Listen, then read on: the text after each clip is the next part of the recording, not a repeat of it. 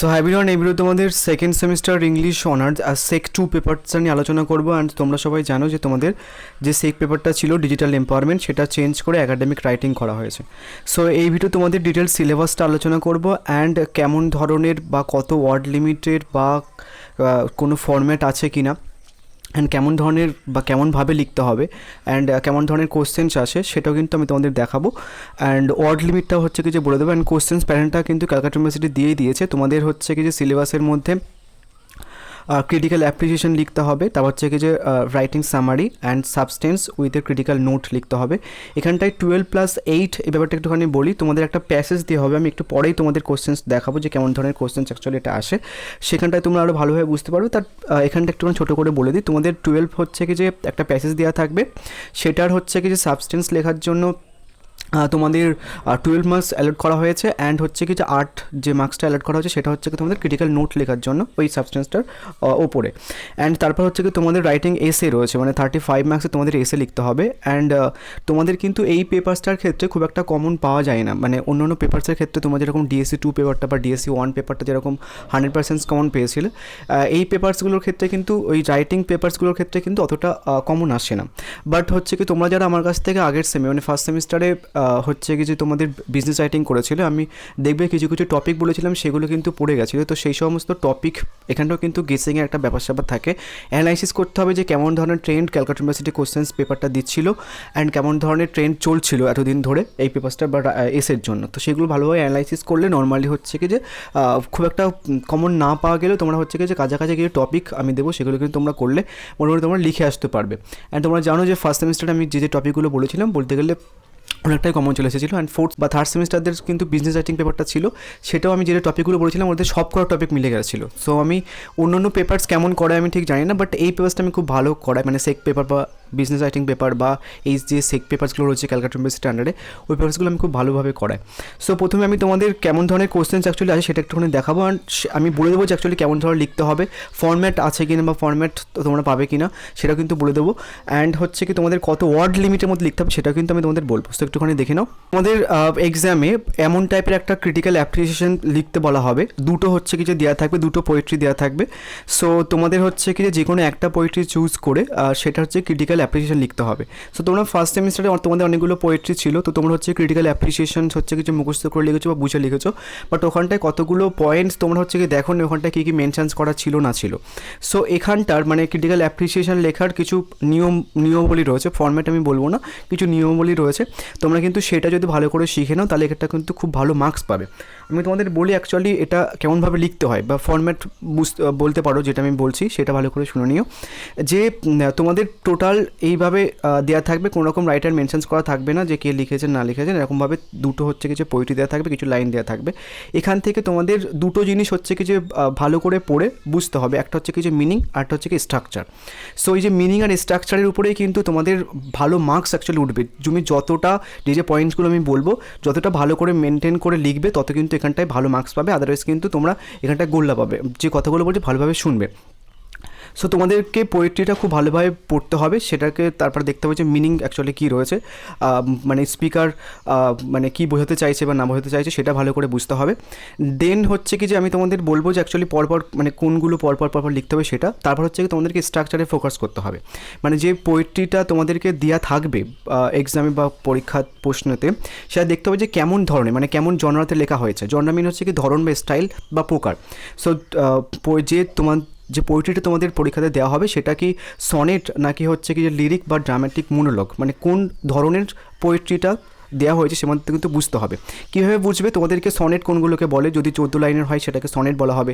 দেন dramatic মোনোলগ কেমন ধরনের, মানে ওটার বৈশিষ্ট্য কেমন।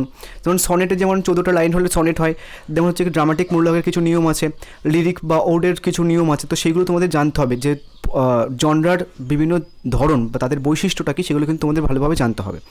এটা পড়ে তোমাদেরকে বুঝতে হবে। তুমি যত প্র্যাকটিস করবে এই পেপারসটা নিয়ে বা এইগুলো নিয়ে তত কিন্তু তোমাদের ভালো মার্কস উঠবে।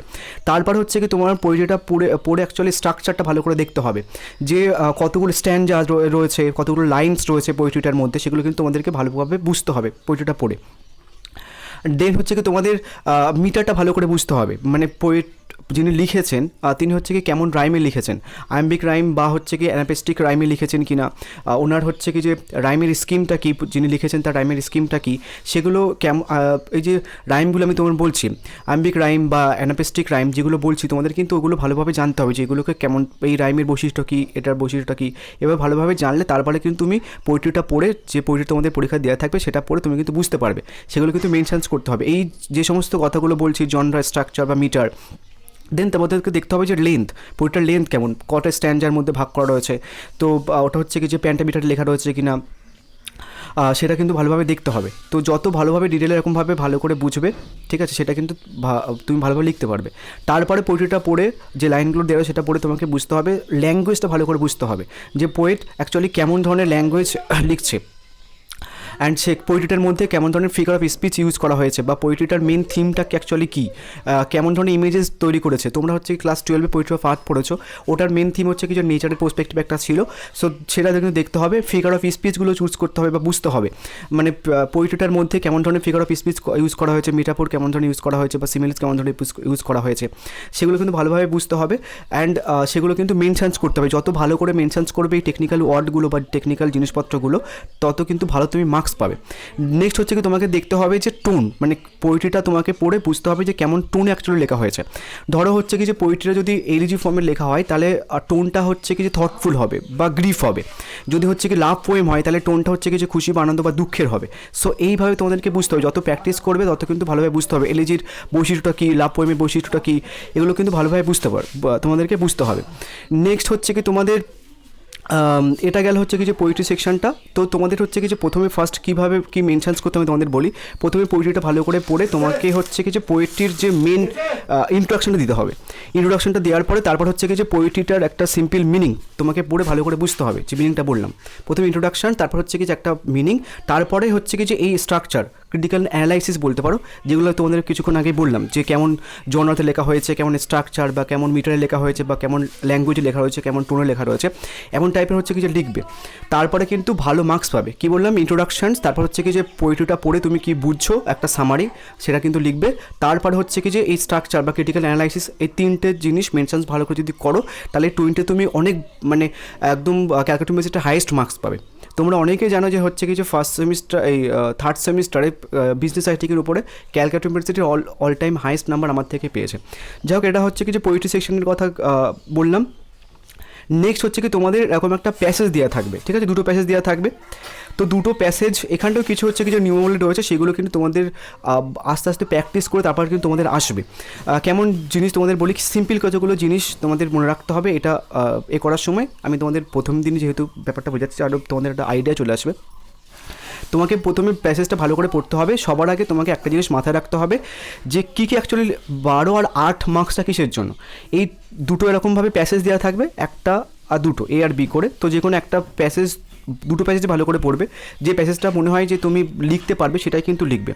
তো এটা অ্যাকচুয়ালি এই প্যাসেজটার একটা সামারি লিখতে হবে, ঠিক আছে, সাবস্টেন্স লিখতে হবে। দেন তারপর হচ্ছে ক্রিটিক্যাল নোট লিখতে হবে। আমি তোমাদের সাবস্টেন্স ব্যাপারটা বলি। সাবটেন্স মানে হচ্ছে কি তোমার এখানটায় যে প্যাসেজটা দেওয়া রয়েছে তার হচ্ছে কি যে 1/3, যদি হচ্ছে কি 150টা ওয়ার্ডের মধ্যে এই প্যাসেজটা দেওয়া থাকে, তাহলে তোমাকে হচ্ছে কি যে 3/1 50টা ওয়ার্ডের মধ্যে কিন্তু কমপ্লিট করতে হবে। বাট একটা জিনিস মাথায় রাখবে, যারা হচ্ছে কি যে আমার থেকে মানে ক্লাস করতে চাও, ঠিক আছে, তারা হচ্ছে কি যে অ্যান্ড যারা ক্লাস করতে চাও না তাদের জন্য বেসিক্যালি বলছি, আমি তোমাদের তো ক্লাসে ডিসকাস করে দেবো। সো তোমরা একটা জিনিস মাথায় রাখবে যে 50টা ওয়ার্ডের মধ্যে লেখার জন্য তুমি কিন্তু হচ্ছে কি এখানটার মেন যে কনটেক্সট সেটা কিন্তু ছাড়বে না, ঠিক আছে। অ্যান্ড কতগুলো বেসিক নিয়ম আছে, একটা তো বললাম যে মোটামুটি 1/3 মধ্যে লিখতে হবে। অ্যান্ড তারপরে একটা নিয়ম হচ্ছে কি সিম্পল সেন্টেন্সে লিখতে হবে, কোনো রকম কমপ্লেক্স সেন্টেন্স লেখা যাবে না, মেটাফোরগুলো ইউজ করা যাবে না। মেটাফোরস মিনস হচ্ছে কি তোমার বা সিমিলস ইউজ করা যাবে না। কেমন তোমাদের বলি, ধরো একটা লাইন আমি তোমাদের বলছি যে ঠিক আছে, যে her eyes are black like a black cat. So ওই যে তোমাকে সাবস্ট্যান্সের মধ্যে যদি এরকম কোনো লাইন থাকে, তাহলে লাইক এ ব্ল্যাক ক্যাট এইটুকু বাদ দিতে হবে তোমাকে। মেন্স যে হার আইজেস আর ব্ল্যাক এইটুকু কিন্তু তোমাদেরকে ক্যাপচার করতে হবে, ওইটুকু কিন্তু লিখতে হবে। বাকি এই যে লাইকে ব্ল্যাক ক্যাট ওটা কিন্তু লিখতে হবে না, ঠিক আছে? এই জিনিসগুলো মেনশনস করতে হবে। অ্যান্ড আরও কতগুলো নিয়ম রয়েছে, যেমন হচ্ছে কি যে প্যাসেজটা কেমন, ঠিক আছে? প্যাসেজটা যেটা দেওয়া রয়েছে সেটা হচ্ছে কি ডেসক্রিপটিভ প্যাসেজ কিনা, ন্যারেটিভ প্যাসেজ কিনা, রিফ্লেক্টিভ প্যাসেজ কিনা, সেটা কিন্তু তোমাদেরকে বুঝতে হবে। মেনলি তোমাদেরকে মেন থিমটা ভালো করে বুঝতে হবে, এটা প্যাসেজটা ভালো করে পড়ে। সো ডেসক্রিপটিভ হচ্ছে কি যে প্যাসেজ কেমন ধরনের বা কোনগুলো হয়, ন্যারেটিভ প্যাসেজ কোনগুলো হয়, রিফ্লেক্টিভ প্যাসেজ কোনগুলো হয়, সেদিকে তোমাদেরকে জানতে হবে। তারপর তোমাদের একটা কিছু জানতে হবে, সেটা হচ্ছে কি যে প্যাসেজের টাইপ, মানে যে প্যাসেজটা তোমাদের দেওয়া রয়েছে সেটা কিন্তু তোমাদেরকে পড়ে ভালো করে বুঝতে হবে যে প্যাসেজেস কেমন ধরনের টাইপের লেখা হয়েছে, ফিলোসফিক্যাল নাকি সায়েন্টিফিক নাকি রিয়েলিস্টিক নাকি হচ্ছে কি স্যাটারিক্যাল বা জার্নালিস্টিক বা হচ্ছে কি হিস্টোরিক্যাল বা রিলিজিয়াস বা হচ্ছে কি অটোবায়োগ্রাফিক্যাল। এগুলো কিন্তু তোমাদেরকে জানতে হবে যে প্যাসেজটা কেমন ধরনের। সো যে প্যাসেজের টাইপগুলো আমি তোমাদের বললাম, ফিলোসফিক্যাল কোনগুলো, কোন প্যাসেজগুলো হয়, বা সায়েন্টিফিক প্যাসেজ কোনগুলো হয়, বা রিয়েলিস্টিক প্যাসেজ কোনগুলো হয়, তোমাদের কিন্তু এগুলো সব কিছু জানতে হবে। অ্যান্ড আগে যে প্যাসেজটা কেমন থিমে লেখা হয়েছে, মানে ডেসক্রিপটিভ প্যাসেজ কিনা, ন্যারেটিভ প্যাসেজ কিনা, রিফ্লেক্টিভ প্যাসেজ কিনা, এই প্যাসেজগুলোরও কিন্তু বসিয়ে তোমাদেরকে জানতে হবে, তাহলে তোমাদের অনেক সুবিধা হবে। সো এইগুলো জানার পরে অ্যাকচুয়ালি তারপরে তোমরা খুব ভালো করে লিখতে পারবে। অ্যান্ড তোমরা কোনো রকমভাবে কমপ্লেক্স সেন্টেন্স ইউজ করবে না, সিম্পল সেন্টেন্সে লিখতে হবে। অ্যান্ড হচ্ছে কি তোমাদের মেটাফোর বা হচ্ছে কি সিমিলি যেগুলো ইউজ করো সেগুলো কিন্তু বাদ দিতে হবে। কোনো রকম হচ্ছে কি যে মানে তোমার কোনো পার্সোনাল ভিউ বা পয়েন্ট অফ ভিউ দেবে না। অ্যান্ড হচ্ছে কি তোমার যেখানটায় কোড আনকোড থাকবে সেগুলো কিন্তু তোমাদেরকে এখানটায় মেনশন করতে মানে করবে না তোমরা, আদারওয়াইজ কিন্তু মার্কস অত্যন্ত কমে যাবে। সো এইগুলো যে নিয়মগুলো বললাম সেগুলো ভালোভাবে জানলে তোমাদের কিন্তু বা প্র্যাকটিস করলে তোমরা কিন্তু ভালোভাবে এই পেপারসটা খুব ভালো মার্কস পাবে। এটা গেল। অ্যান্ড তারপরে তোমাদের যে পোর্শনটা রয়েছে সেটা হচ্ছে কি যে এই পোর্শনটা এটা খুব ভালোভাবে দেখা যাচ্ছে না, এখানটায় 35 মার্কসে তোমাদের এসে থাকবে। সো এসের যেগুলো এসে এই পেপারসটার ক্ষেত্রে হচ্ছে কি প্রিভিয়াস ইয়ারের কোনো কোশ্চেন্স হচ্ছে কি যে ফলো করে না, মানে তোমরা অন্যান্য পেপারসে দেখেছো বা যারা আমার কাছে পড়ো হচ্ছে কি তোমরা জানো যে আমি তোমাদের হচ্ছে কি যে সেকেন্ড সেমিস্টার যে history of English literature post section রয়েছে সেটা কিন্তু ফ্রিতে করাচ্ছি। তো যারা করতে চাও একটুখানি নিচে মানে এই ভিডিওটার ডেসক্রিপশানে একটা গ্রুপ লিঙ্ক পাবে, সেখানে জয়েন হয়ে যেতে পারো। অ্যান্ড তোমরা মোটামুটি সবাই জানো যে ক্যালকাটা ইউনিভার্সিটি প্রিভিয়াস ইয়ারের কোশ্চেন্স অত্যন্ত রিপিট করে, আমি অনেকবারই তোমাদের বলেছি। বাট এই পেপারসটার ক্ষেত্রে কিন্তু হচ্ছে কি যে কোনো রকম প্রিভিয়াস ইয়ারের কোশ্চেন্স রিপিট করে না। অ্যান্ড কোশ্চেন্স খুব একটা কমন আসে না। যে খুব ভালো রিসার্চ করবেন আমি বা যেই করুক না কেন, তাহলে কিন্তু এই পেপারসটার ক্ষেত্রে সে ভালো সাজেশন দিতে পারবে এসের পার্সপেক্টিভে। বাট কতগুলো টাইপ রয়েছে, ঠিক আছে, তোমাদের কতগুলো কারেন্ট অ্যাফেয়ার্স বা হচ্ছে কি তোমাদের মুখস্থ করার টাইপের কিছু বা কমন টপিকস রয়েছে, সেগুলো মোটামুটি ফলো করলে তোমরা কিন্তু একটা মানে যদি পুরোটাও কমন না পাও বা ধারে কাছে কিছু টপিক হচ্ছে কিছু কমন পেয়ে যাবে। অ্যান্ড তোমরা সবাই জানো যে নর্মালি আমি যে টপিকগুলো বলেছি তোমাদের ফার্স্ট সেমিস্টারে বিজনেস রাইটিং পেপারসগুলো, তবে সেগুলো কিন্তু চলে এসেছে।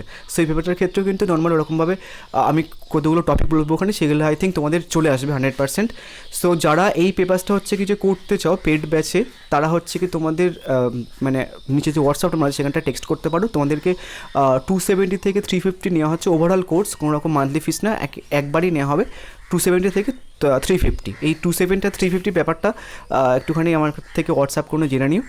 And so thank you. কিছু না বুঝতে পারলে আমাকে টেক্সট করতে পারো।